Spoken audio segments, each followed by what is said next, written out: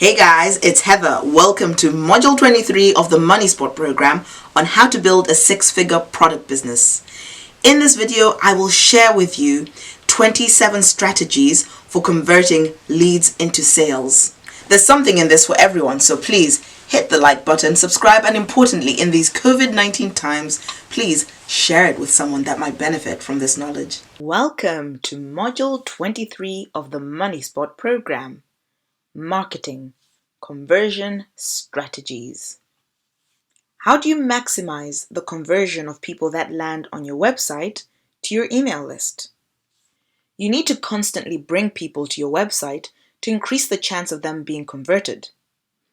Posting blog content to the social networks is a key part of this. The vast majority of your traffic will come from social networks because that is where everyone's hanging out. Even if Pinterest isn't a platform of focus, pin your blogs and vlogs there at a minimum every time you write a blog or make a video.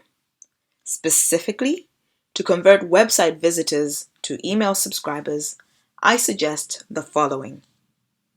1. Your opt-in offering, for example, the free ebook or the free report that you create, has to be very attractive. It has to be of value in the eyes of your visitors. So think of what one thing you can offer for free that your fans are really interested in. Something informational so that you don't have to pay when people opt in for this freebie. 2. Structure your website so it's clean and easy to use, easy to navigate, easy on the eye. You don't want text that's too small or hyperlinks all over the place. 3. Avoid busy pages. If there are too many options and distractions, you'll get fewer opt-ins. 4. Make any buttons that you want your prospects to click very prominent and easy to see. 5. Enable the ability to opt into your email list at the end of every blog.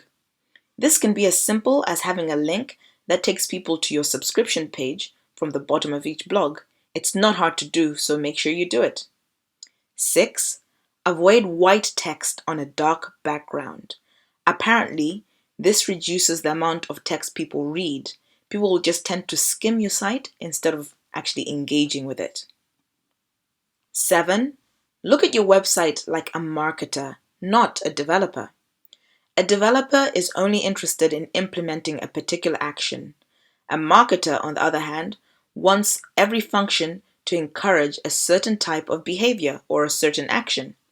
So for example, if you tell a website developer, I want everyone who comes to this page to be offered these 3 products for sale or these 3 options to opt into, he'll just produce that functionality and may not actually consider whether he is making the most engaging and attractive product stand out.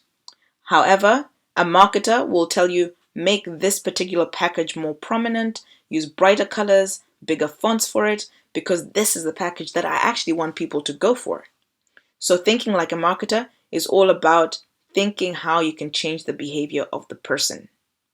Thinking like a developer is all about having a function without much regard, unfortunately, to whether or not it actually influences the action you want. Finally, try A/B split testing. This is when you design several landing pages with subtle differences to test which one is more effective. It's actually related to point 7 because by doing A/B split testing, you see which design influences the action you want. A/B split testing is easy to do because there's software out there that you can use for it. I'll give you an example. Conversion-rate-experts.com is an example of a website that allows you to do A/B split testing. Leadpages.net is another piece of software that people use to test which lead pages work best. A/B split testing is very worthwhile doing, but of course, if you're really busy and in the setup stage, leave it until a little bit later. To bring your knowledge on email conversion together, go to the training manual, watch the videos that I recommend, and analyze your website in the way that I recommend. Now, the big question. How do we convert leads into sales? How do you make people that come to your website want to buy whatever product or service that you're selling? I've got 27 ways that you can think about. Ultimately, when you're selling offline, in addition to effective marketing, you'll increase sales at the point of sale with aesthetically pleasing packaging and prominent display in shops, whether that shop is yours or a third-party shop. When you're selling online, there are many things you can tweak on your website or Amazon page, and these are 27 important ones. 1. Have product reviews. They help to increase customer confidence. Importantly, don't pay for fake reviews, ever. It's not worth it, it's not authentic, and it's not moral. Product reviews give people the confidence that what they're buying is of the quality that they expect. 2. Have lots of high quality product images at many different angles to give people a better feel for what they're about to buy. I know for sure when I'm shopping on eBay, I look at every single picture just to get a better idea of what it is I'm about to purchase. 3. Have as much detail as possible, but display it all clearly with bullet points so that it's easy to skim through. Bold any highlights of your product or service. The description should answer any questions the customer might have about the product and then some. 4. Have a closed checkout. This means that once a customer decides to buy, don't have anything to distract them from the purchase. No adverts and no unnecessary links that take them elsewhere. 5. Make trust signals very prominent to alleviate customer concerns. Customers care about having free shipping. Nowadays, this is pretty much a must, and people will get turned off a purchase if they have to pay for shipping. Offer free returns if it's affordable under certain circumstances. For example, if the item breaks en route. Have the speed of delivery, because if someone wants something in 2 days but they're not sure if they can get it that fast, they might get turned off. Offer money back guarantees. Very few people want their money back, but are reassured when they see this offer. Place these trust signals on every product page near the Add to Cart button so that prospective buyers can see it. 6. Add your trust signals to your website's header on the top left-hand side so that it's prominent and easy to see and encourages people to buy. 7. Have a frequently asked questions FAQs page with all frequently asked questions that you get from customers and prospects answered. Make sure you continually update your FAQs page with any new questions that you start getting. 8. Have a good search function and easy navigation to make it fun to shop on your website. A search function is especially important if you offer a lot of products. 9. Add live chat to your website. If a customer is about to purchase but has a simple query, then they don't have to wait. You can train a virtual assistant that does other work for you to answer any basic questions. A live chat is a way of ensuring that someone who has a very quick and brief question gets it answered right away and continues with that purchase. 10. Have an email and phone number prominently displayed on your website. Contact forms make you seem more distant and less real. If you can provide a good phone service, you'll definitely improve conversions. Try, for instance, Google Voice or Skype packages for unlimited calls and local phone numbers. Online telephone services are now widely available and pretty inexpensive. 11. Add features to your website that foster trust by making you seem real.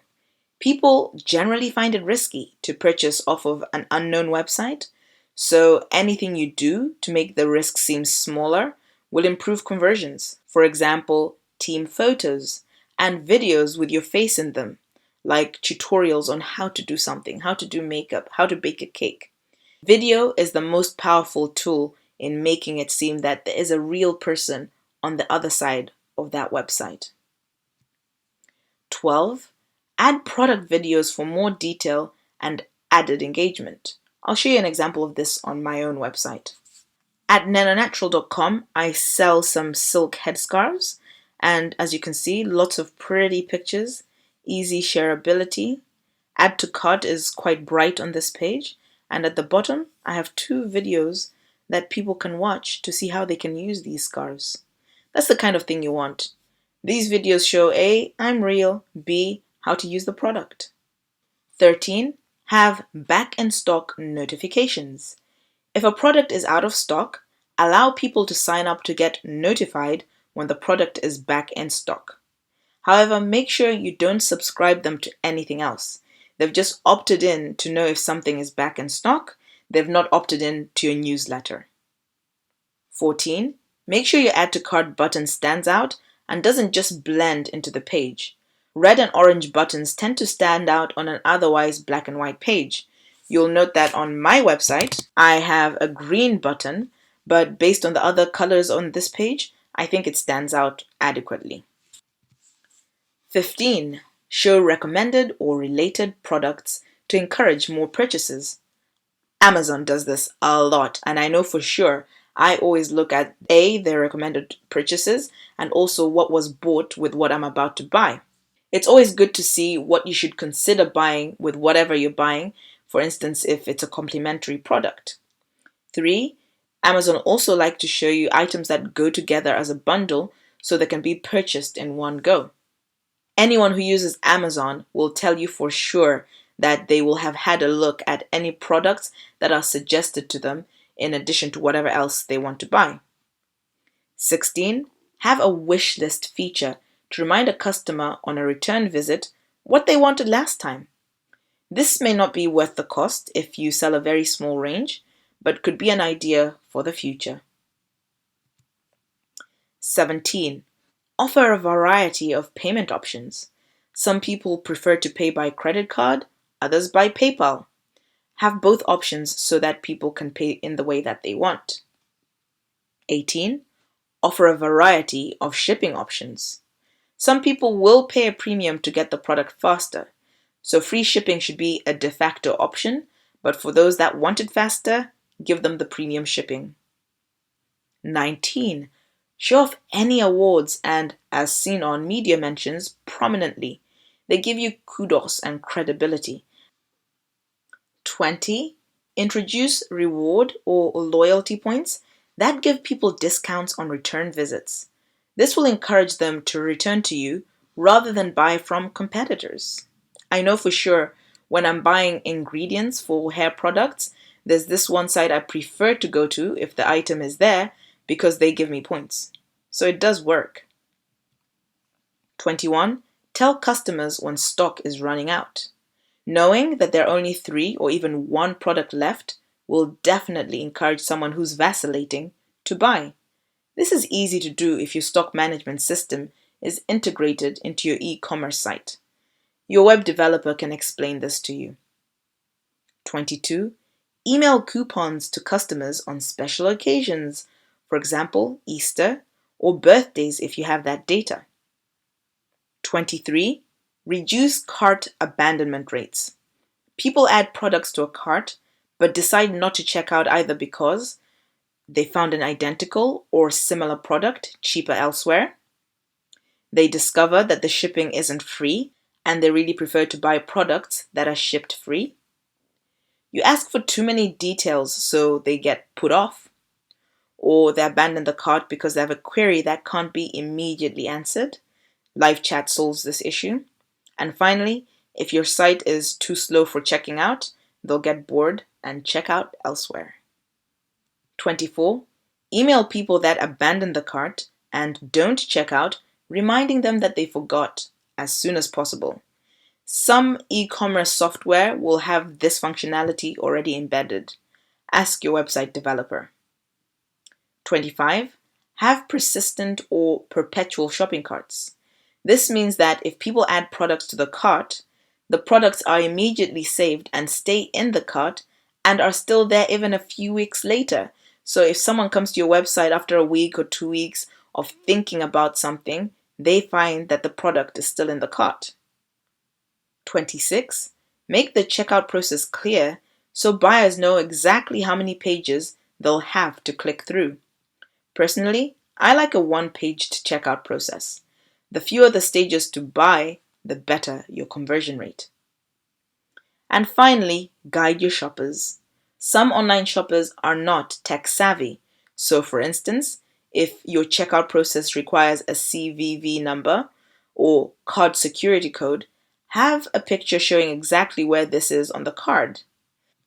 Ultimately, you don't have to do everything, but by trying to do most of the things that I just suggested, you will increase the number of leads that are converted to sales. Some of the above ideas, for example, having an FAQs page, are easy to implement. Others require a lot more investment of your time and technology. So when you're just starting out, focus on the easy stuff, and once you're a lot more established, look at implementing the harder stuff. Go to your training manual and do the sales conversion exercises. Analyze your e-commerce offering to make sure it's as good as you can possibly get it for the moment. So, what's the conclusion on conversion strategies? First, bring people to your website using social media. Next, at a minimum, convert your website hits to email subscribers by having an opt-in page with an attractive free offering, like a report or an ebook. Finally, at best, convert your website hits to customers by making sure all your sales pages are optimized to be as attractive as possible with key information prominently displayed. I hope you enjoyed this module, and I'll see you in Module 24 on trade shows. Bye!